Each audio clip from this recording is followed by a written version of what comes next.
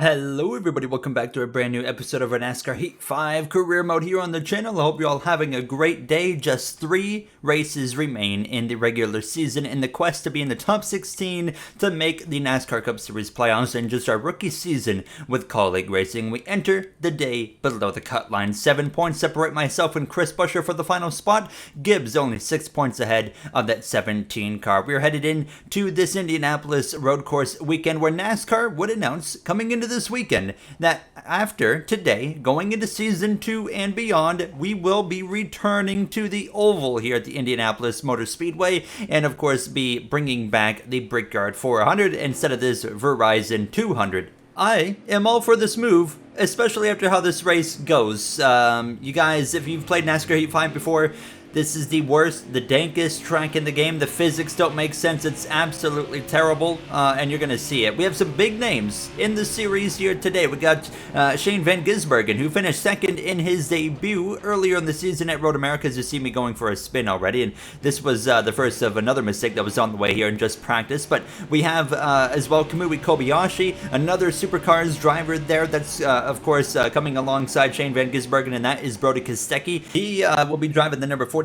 car for Legacy Motor Club, and then we as well have the Andretti team making their debut this weekend with Marco Andretti. They'll be doing the next 2 races after this, Watkins Glen and Daytona, as they continue to basically try and get some experience. Of course, they are taking over Spire next season, so it'll be interesting to watch that dynamic play out, but they want to get some experience under their belt. Here we are, qualifying on Saturday now through turn 1. All right, here now it is a fun road course to drive in any game that's not NASCAR Heat 5, and you're going to see this is something we're going to be dealing with today.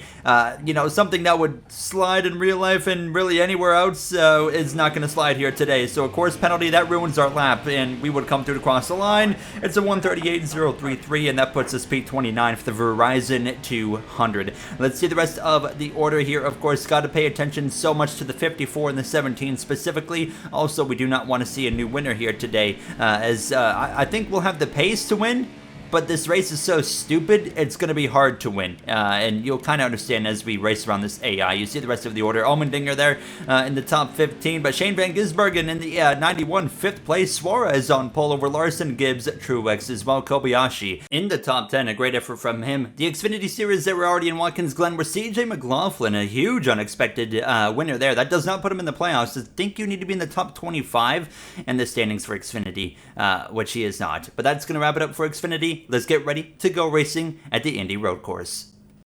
We're here from the Indianapolis road course for back-to-back road races. Just 3 races remain in the regular season.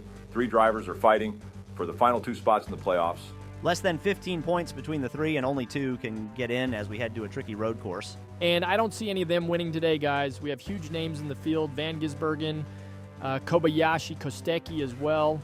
It's going to be a tough one for all the Cup regulars today, guys. We can't rule out a shock winner either. It happened with McDowell in mid-Ohio.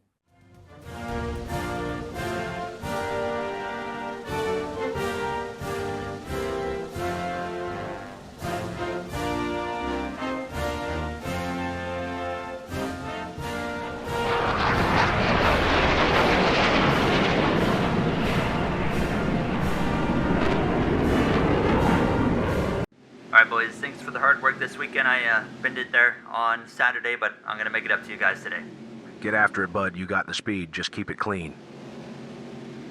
We are ready to roll here from this Verizon 200 at the Brickyard. I know it says Kamui Kobayashi down there. Ignore the driver picture. It is not worth going into the effort of changing everything outside of the paint scheme just for one off race, so ignore that here. But Kobayashi failed technical inspection, so he qualified P6. He's starting from the back of the grid. As we get ready to roll here in this Energizer, number 16 Chevrolet Camaro now is here we go behind the 21 of Harrison Burton, the 22 of Logano on this row in front of us. Daniel Suarez, Kyle Larson lead the field to the green flag here from Indianapolis. Suarez already a win on the season, looking for maybe some stage wins, stage points, playoff points as well here today. Kyle Larson, on the other hand, still looking for that first win. You're going to notice into turn 1, so the AI stack up hugely into the first turn off of restarts. I decide, instead of abusing some flaws with the AI, I decide I'm going to basically make a rule to stay put behind the AI through turn 1,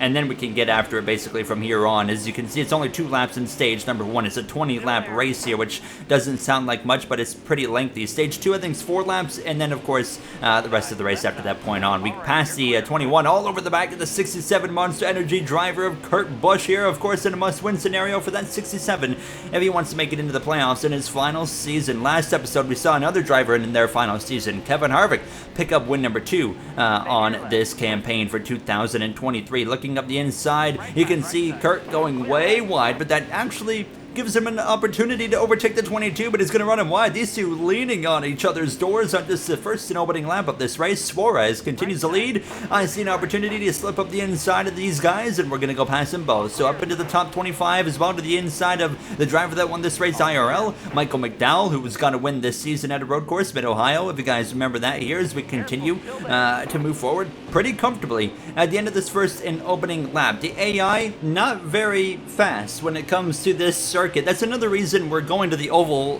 next season and beyond, and don't worry, there's such an easy way to mod the schedule. We can have custom schedules. The next one, I'm not quite sure what it's going to look like quite yet, because I'm waiting to see if NASCAR drops the real life schedule before we get to season 2, and then I'm going to kind of form it around that, but we'll see. We clear Chastain into the chicane, up into the top 20. You got Ryan Blaney there just in front of us, and look at this, on this straightaway, they're pretty slow too, and I'm able to get up the inside even of Marco Andretti in his NASCAR Cup Series debut here for that brand new Andretti Autosport team. So we're going to overtake them. Up into P17 we go, behind the FedEx Toyota Camry of Denny Hamlin, of course, another driver winless on the season. I feel like I mention it every episode at this point, but when you're a guy like Hamlin, Logano, Larson, and you're still winless, it's going to be talked about every week at this point now. To the back of Kyle Busch, they're trying to go to the outside, but he's going to be able to hang on this final lap of stage number 1.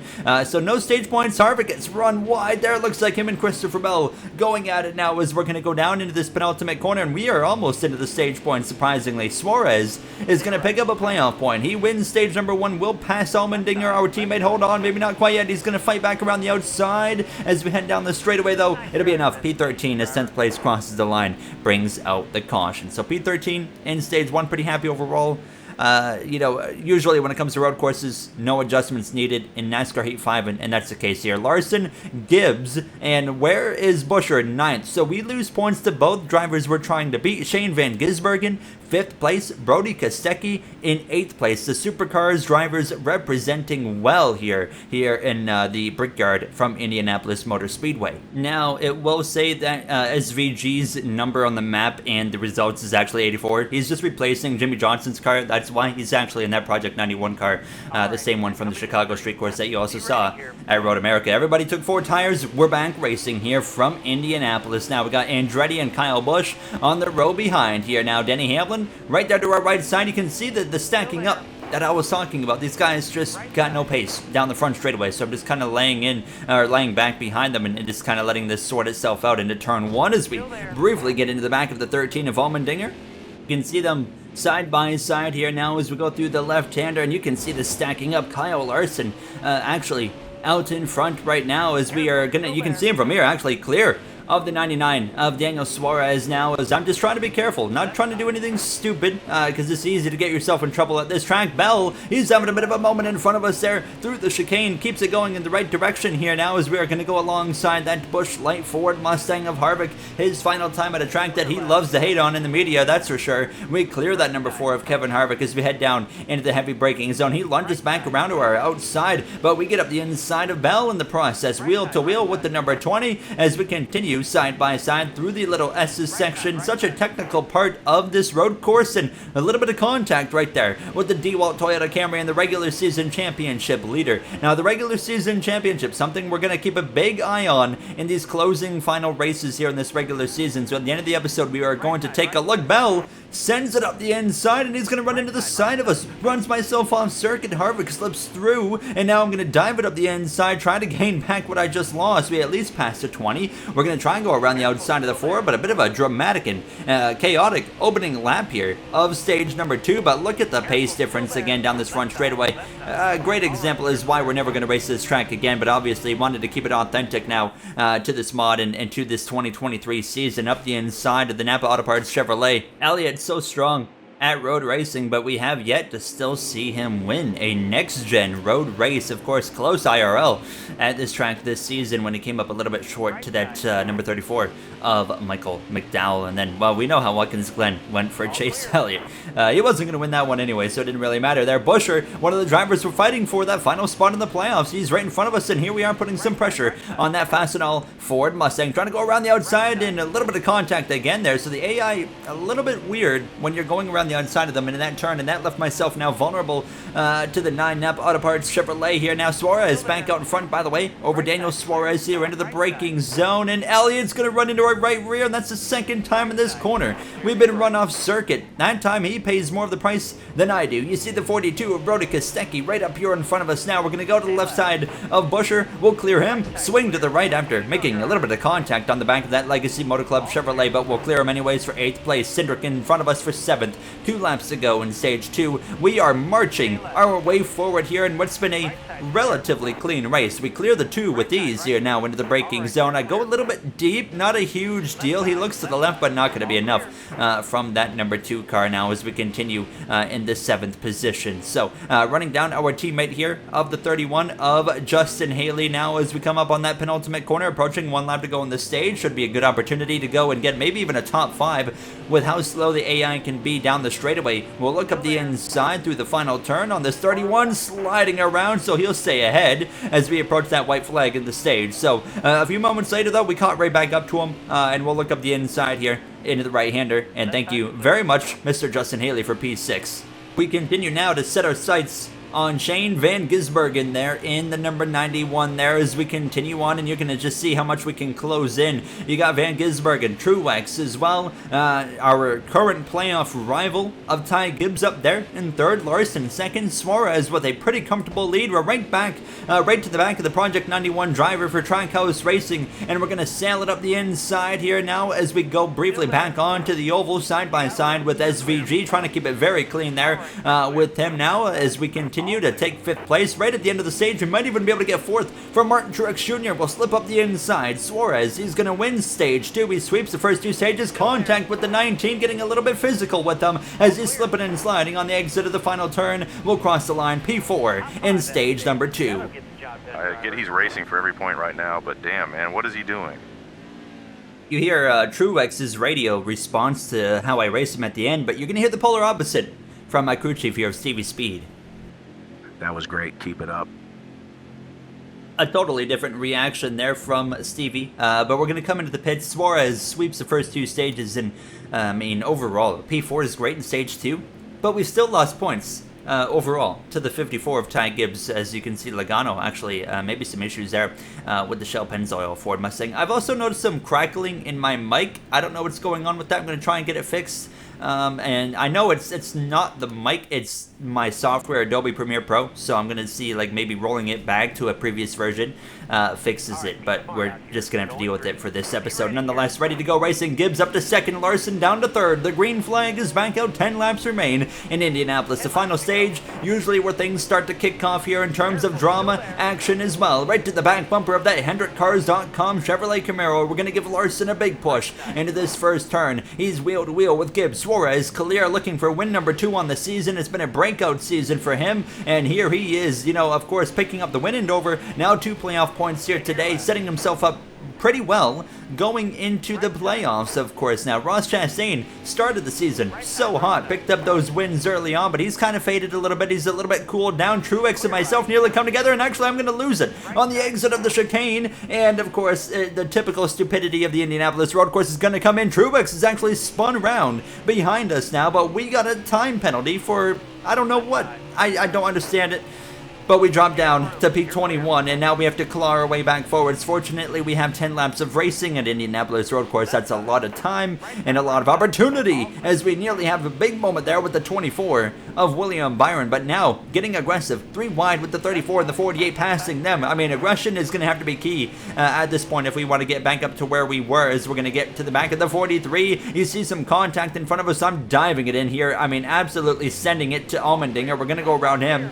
Now, P6 P16 here. I'm going to try to go the long way around of Hamlin and Chastain. We were just talking about Chastain, of course. Now we'll get past the 11 FedEx Toyota Camry, and now we're going to go to the left side, make it a little bit more convenient for myself, and we'll pass Chastain. So back up into P14, and you got the 14 of Briscoe here. We're going to pass him as well. Now into 13th behind Tyler Reddick, who's in that must-win scenario, just like everybody at 23-11 Racing is right now to make the playoff, and you can see certainly they're not winning today, but look how much better I can get through that chicane when I'm not around AI. You can send it there, while the AI, they basically ride the brake pedal halfway down through that chicane, but I don't have to when I'm not around AI. So we get up to 12th. Now, once again, we passed Elliott earlier. I say, let's do it again. Right to the back of this 9 now, a little bit of a defensive line, but we get up the inside contact. There's the back end kicked out on me, and then the caution. The caution is going to fly here with 9 laps to go.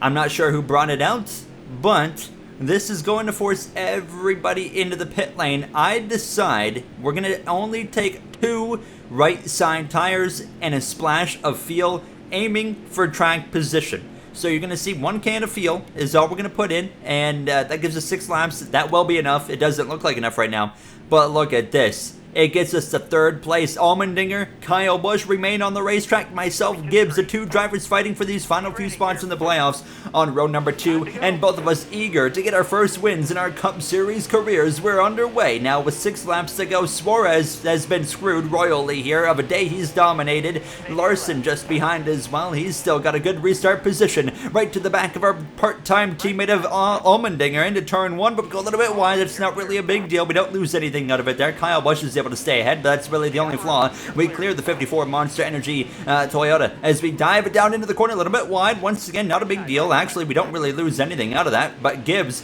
to my right side as we head down towards the chicane. You got to be so careful going side by side with the AI in here, because you got to make sure you leave enough room. Gibbs across the nose of the 5 of Larson, and that's going to let the 2 of Cindric go through. We continue in 3rd, but closing in on the back of the 3G Chevrolet for Richard Childress Racing, and we're gonna maybe take a look at the inside. Yes, we will. Pulling up to the door of Kyle Busch as we're gonna go through these technical slow-paced S's now. Busch just decides, you know what, I'm going to just drive right through your door. I'm gonna give it right back to the 8 car now. I don't care how many championships you've won. We're gonna get aggressive, and then I run myself wide. There, the 8 didn't even run into me, so that opens the door for the 2 of Cindric. Allmendinger loves what he sees. He's running away as we continue 3 wide. Here goes Cindric with a bold move. He's in a must-win scenario to make the playoffs. Not surprising to see a road guy get that aggressive. He's gonna run deep into the corner, take us both off the circuit. Every time we've been on the outside of someone, that's happened today. I'm gonna give it right back to the 2, run into the side of him here. We continue wheel to wheel through the final few corners. Allmendinger is long gone down the road at this point here as we continue on, and I had the back end kicked out, so I had to save it, but we're right all over the back of this 2 card and another corner or 2 later, so not a big deal. Once again, you can make up a lot of time, and it's on the straightaways. That's where you make up the time here, and this chicane. The chicane right here in the 2 straightaways, that's where the time maker is now. We're all over the 2 again as he runs through us on the exit. Now that's what, the 3rd time. Here comes Shane Van Gisbergen into the mix as well. He's looking for another top 5 run. He was P2 in his debut at Road America. Now as we continue deep dive into the braking zone, nearly wheel hopping the car in there as I almost got out of control. But now to the back of the 2. I was pretty fed up with Cindric at this point, so the bumper to the back of the 2 saying, get out of my way, Mr. Austin Cindric, as we go down into the braking zone. Big contact with the 2. He's run himself and myself off the circuit.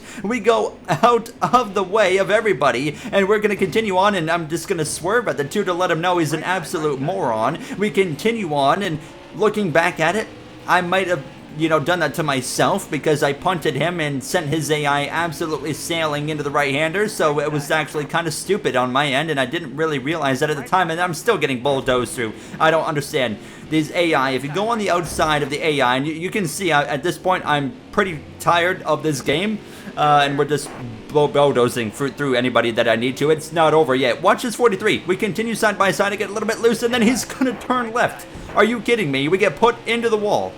And this is why we're not coming here next season. I mean, and I'm not salty because I'm losing a race where I'm 10 times faster than the AI. I'm salty because of how bad the physics are here, how bad the penalties are here, and how stupid the AI are at this racetrack. It's so bad, but we continue to rally our way forward. We should be winning this race. We are so much faster than every single car here.